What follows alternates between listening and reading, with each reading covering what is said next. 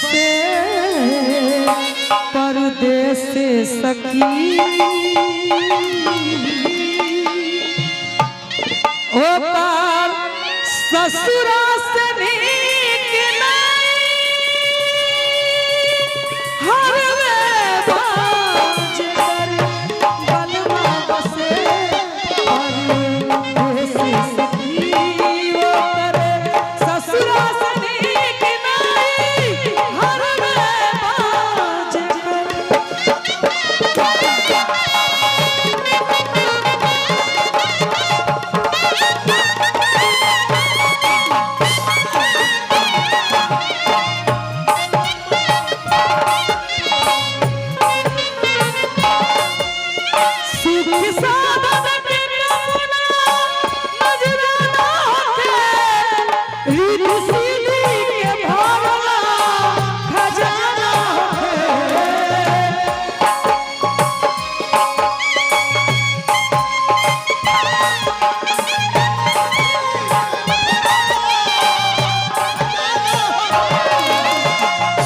और इस गाने में कुछ ये हमारे डॉक्टर साहब बहुत सा पुरस्कार दिया। मैं भी इनको नमस्कार करती हूँ मगर किस्मत पर दी है सुखी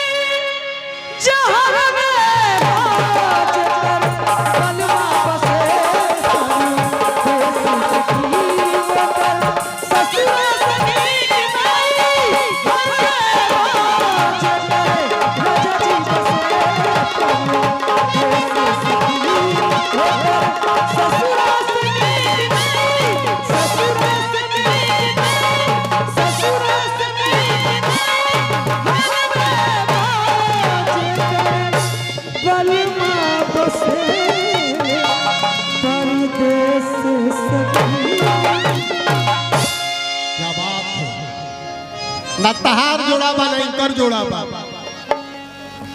अगर दोनों आदमी कहीं राम जानू घमंड ना तक करे को चाहिए माई सरस्वती घमंड ना करे को चाहिए कबार जब अकेले दोनों घमंड ना खोई ए घड़ी घमंड कर ही लगे सही में कहले कि टूटल जाता सियानी सुल्ला आसमानों के सिमत जब अपने हाथ उठाता है भोला भैया शानदार 501 रुपए का पुरस्कार दिया संजय जी और डॉक्टर साहब सभी लोगों को हमारे और हमारी कंपनी की तरफ से लाख लाख शुक्राने। आज सभी लोगों का कहना है कि समाओं के से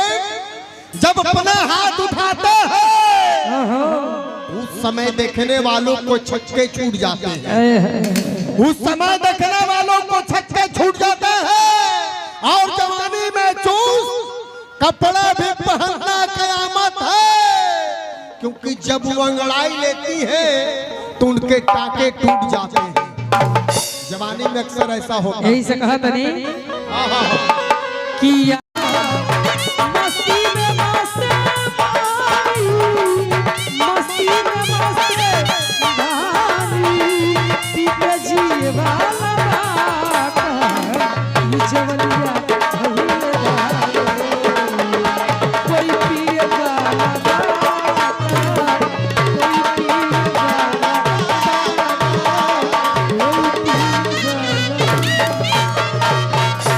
और चलिए भोजपुरी साड़ी